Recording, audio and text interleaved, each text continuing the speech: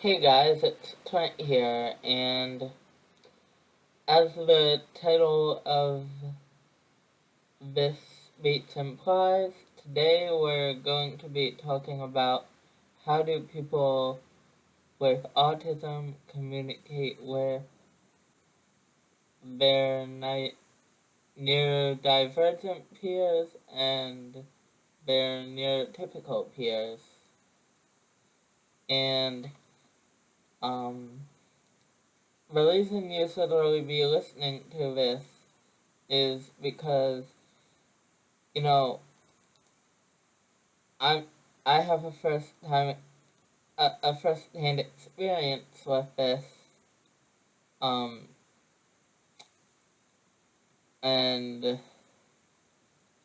it's important to know how to communicate with people on and off the spectrum. Um, I've also read books by people who have studied this.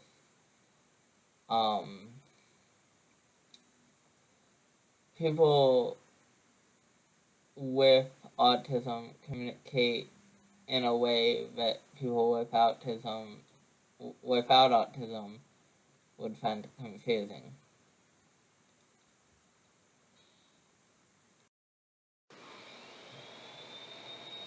So let's get started here.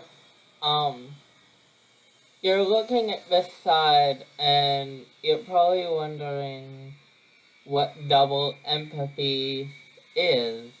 Well, it's a mutual misunderstanding in between neurodivergent and neurotypical people. Um, and the reason that this is a problem, well, I bet you could already imagine, but it puts stress on both sides, especially um, ne- um, neurodivergent um, people, because mental health is an important part of autistic people's lives.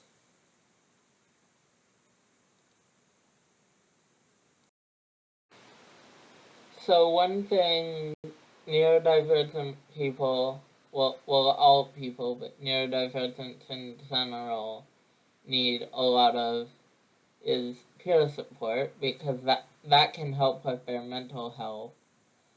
Um, and we'll get to that in the next slide.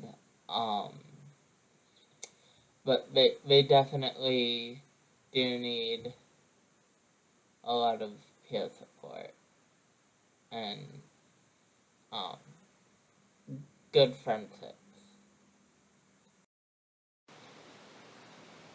Another thing I want to point out too is that autistic people prefer a few close friend groups as opposed to many acquaintances. Um, because having a lot of acquaintances, they can possibly become overstimulated. Um, and again, with the double empathy problem, they need to have other neurodivergent friends along with them so that they have someone to connect with. Another thing I want to point out too is that autistic people prefer a few close friend groups as opposed to many acquaintances. Um, because having a lot of acquaintances, they can possibly become overstimulated. Um, and again, with the double empathy problem, they need to have other neurodivergent friends along with them so that they have someone to connect with. Now, the last topic that we're heading into is how parents handle the situation, which can be quite interesting because it's hard to handle for a lot of parents and other family members, as there's a lot of emotions that come up. And I want to note that one book that I've read that's uniquely human by Barry Prezant, that's one of the main topics that they cover. And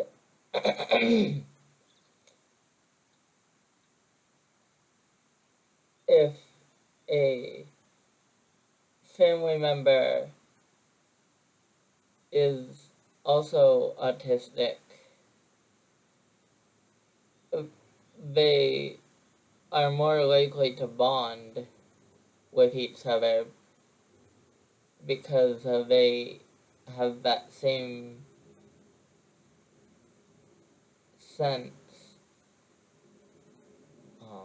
And it's just a lot easier for the two to bond. Whereas, as I stated earlier, the exchange of information between a neurotypical and a neurodivergent person is just confusing. Okay, guys, I've reached the end of my presentation. And all of these are issues that autistic people like me face today. You know, double empathy, and if you're a, if you're an autistic person in a family, what you have to go through and what the family has to go through, and you know, finding peer support, it can be hard. Um, Especially because, like, some people are just afraid to say that they're autistic, and some people might not even know. But yeah, neurotypicals might be confused by how neurotypicals communicate and vice versa.